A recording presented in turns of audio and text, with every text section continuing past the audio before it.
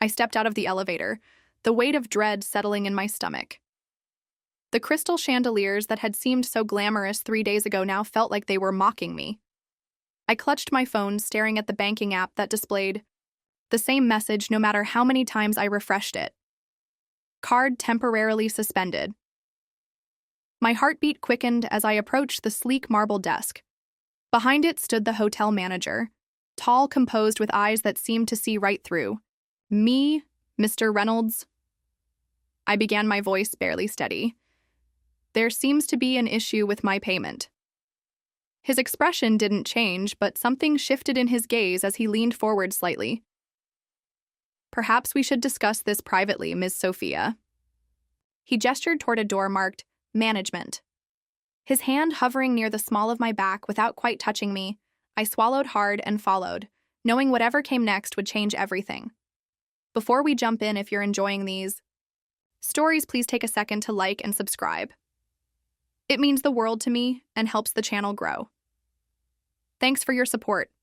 Now let's continue. Mr. Reynolds, Daniel, as he later insisted I call him, closed the door with a soft click. That seemed to seal my fate. His office was all dark wood and leather windows overlooking the glittering Las Vegas Strip. In daylight, the view might have been unremarkable, but at night it was a sea of possibility, much like the man himself. "Your room charges currently stand at $14,750, he said, settling into his chair. "That includes the presidential suite for 3 nights room service and amenities." I felt the color drain from my face. "There must be some mistake. I only booked the standard business suite." He tapped a few keys on his computer. "You were upgraded upon arrival due to overbooking. It was noted in the paperwork you signed. Of course it was. In my excitement to impress the investors, the ones who had canceled our meeting at the last minute, I'd barely glanced at what I was signing. My business account is temporarily frozen." I explained, hating how desperate I sounded. "A banking error. It should be resolved in a few days." "I see." His voice remained perfectly neutral, but his eyes, dark assessing, told a different story. "Unfortunately, hotel policy requires immediate payment upon checkout. I can't—" My voice cracked. "I don't have access to that kind of money right now." He studied me for a long moment, his fingertips pressed together in a contemplative steeple. I waited for him to threaten legal action, to call security, to demand my meager personal credit card that would certainly be declined. Instead, he said, "I might have an alternative solution." Hope flickered. "I'm listening." "This establishment caters to a particular clientele. Successful individuals who appreciate discretion." He chose each word carefully. "Many travel alone. Business can be isolating." Understanding dawned slowly then, all at once. My spine stiffened. "Are you suggesting what I think you're suggesting?" "I'm suggesting a mutually beneficial arrangement." His voice remained businesslike. "You provide companionship to select guests, conversation, dinner, perhaps more if you're so inclined. In exchange, your debt to the hotel disappears." "You want me to—" I couldn't even finish the sentence. "I want you to make a choice. Ms. Sophia." He leaned back. "I'm offering you an opportunity, not making demands." I should have been outraged. I should have walked out and faced the consequences. Instead, I found myself asking, how many companions would I need to entertain? 5 evenings should cover your current balance with a generous addition to your personal account. His gaze was steady. "You're an attractive, intelligent woman. Our clients would appreciate your company. 5 evenings, 5 strangers." The thought should have repulsed me, but instead, beneath my indignation, I felt a whisper of something else. Curiosity, perhaps? Or maybe it was just the relief of finding a way out of my financial disaster. "Why would you take this risk for me?" I asked. "You don't know me." A small smile played at his lips. "I'm an excellent judge of character, and I believe in second chances." He slid a key card across the desk. "Take tonight to consider. This gives you access to your suite for another day. No pressure, no obligations." I took the card. our fingers brushing momentarily. The contact sent an unexpected shiver through me. "And if I decline?" I asked. "Then tomorrow we have a different conversation." He stood signaling the end of our meeting, "But I hope you'll see the potential here." As I walked back to my suite, the keycard felt impossibly heavy in my hand. 5 evenings, 5 strangers. One way out, I barely slept that night, turning the proposition over in my mind. By morning, when the first rays of sunlight crept through, the curtains I'd forgotten to close, I'd made my decision. Not because I wanted to, but because I needed to. My entire life savings had gone into my business. I had nothing left to lose, but my pride, and pride wouldn't keep a roof over my head. Called the private number Daniel had given me.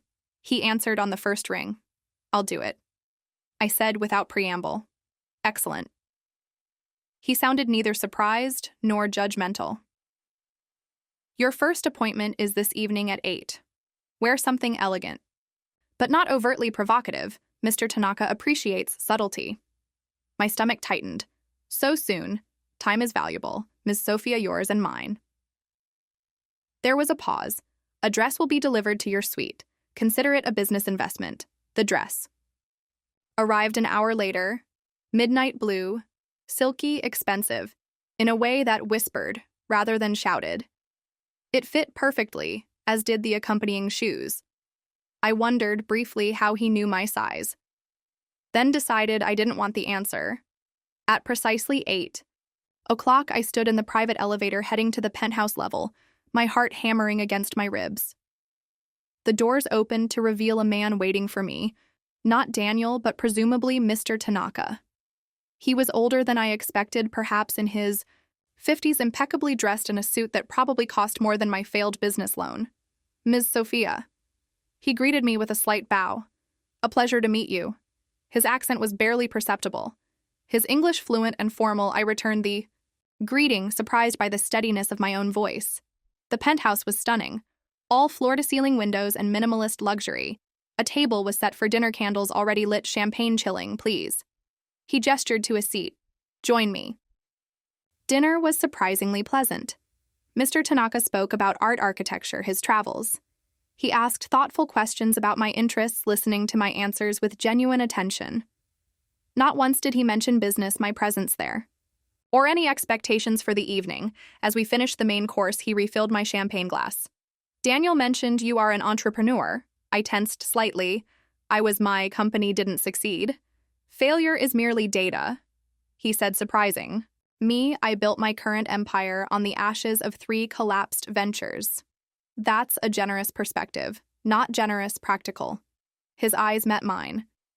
"The question is not whether you will fall, but how gracefully you rise afterward, something." In his words, in the way he looked at me without pity or judgment, made warmth spread through me. Not just from the champagne. After dinner, he led me to a sitting area overlooking the Strip. We continued talking, the conversation flowing more easily as the night progressed.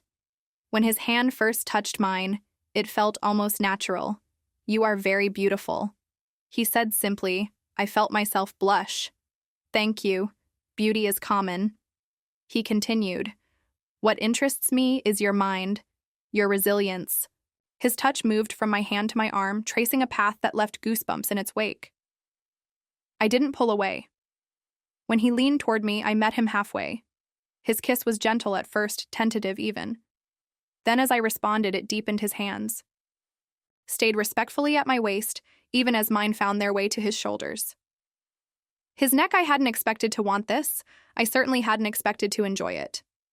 But as his lips moved to my neck, as his hands finally ventured further, I discovered that my body had its own agenda, separate from my pride or my principles. He took his time, his movements deliberate and focused. Each touch was a question, each response a permission granted.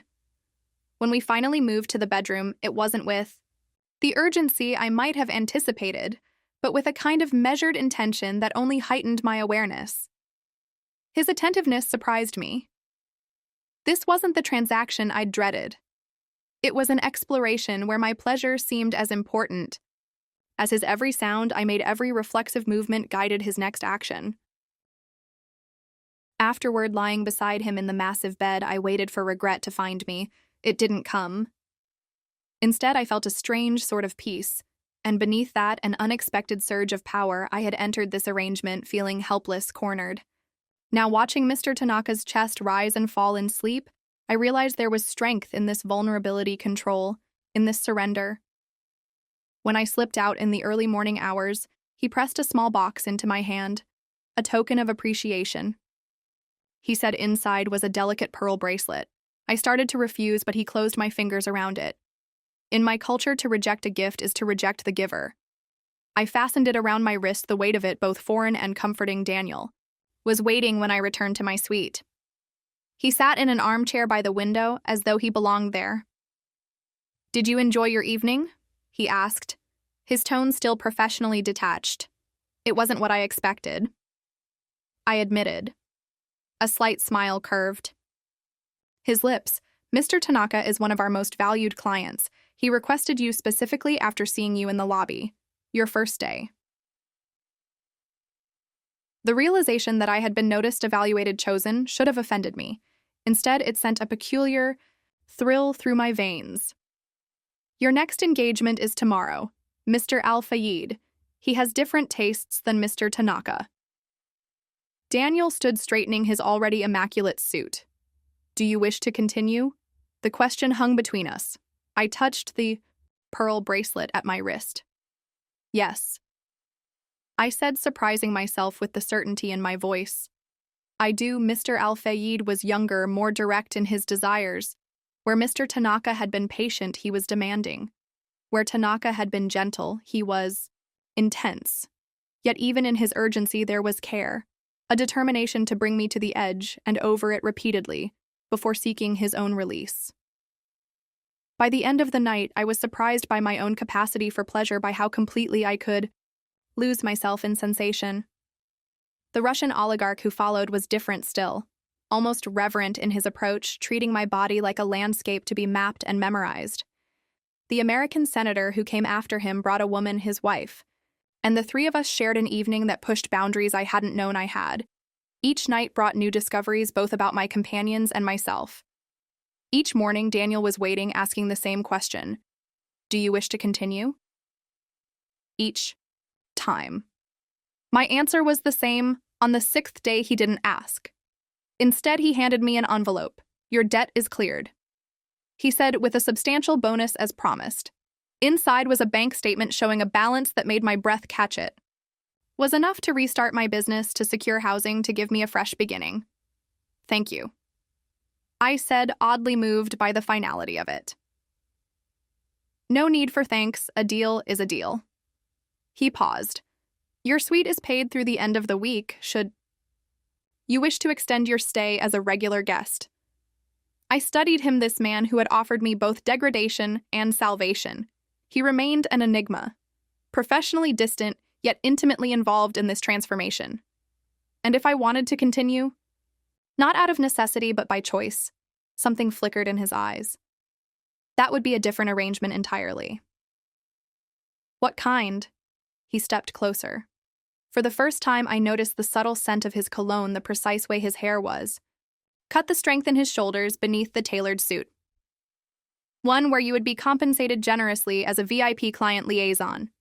Exclusive arrangements with select guests." His voice lowered. "And perhaps personal consultations with management." The implication was clear. All these nights he had watched, waited, assessed. Now he was making his own proposition. And what would these consultations entail? I asked, moving close enough to feel the heat radiating from his body. "Why don't I show you?" His hand finally made contact with the small of my back, the touch I had been anticipating since that first day in his office. His lips found mine with none of the hesitation my previous companions had shown. This kiss was knowing, claiming as though he had been planning it from the moment we met. His hands moved with practiced precision, finding every sensitive spot as if he had been taking notes during my previous encounters. We never made it to the bed. The wall served our purpose then, his desk, then finally the plush carpet beneath us. He took me with an intensity that suggested this was more than business for him. more than professional interest afterward. As we lay tangled together, I traced the line of his jaw with my fingertip. Was this your plan all along? He caught my hand, pressing a kiss to my palm. Let's just say I saw your potential from the beginning. And now? Now? He said, pulling me closer. We negotiate your permanent position. I smiled against his chest, feeling the steady beat of his heart. 5 nights had changed me, had awakened something I hadn't known existed. 5 strangers had taught me the difference between surrender and submission, between arrangement and desire. I think I said slowly, I might be interested in a long-term contract. Have you ever found strength in what initially seemed like vulnerability, or discovered a part of yourself in circumstances you never would have chosen? Life's greatest. Revelations often come when we're pushed beyond our comfort zones. Share your thoughts in the comments. I read every single one. And if you enjoyed this journey, please hit like, subscribe, and turn on notifications. There's so much more to explore together. Until next time.